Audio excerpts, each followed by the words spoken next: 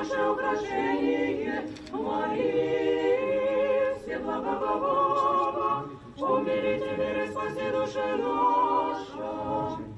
Величаем,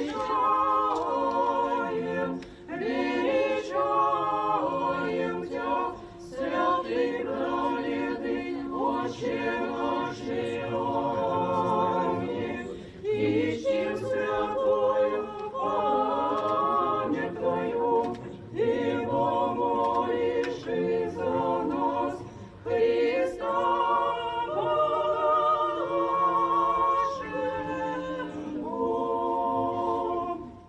Во имя Отца и Сына и Святаго Духа.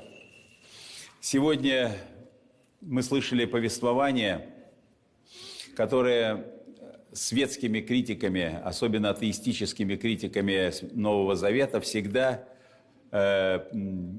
представляли как некую несуразицу, некий нелогизм, который присутствует в Священном Писании.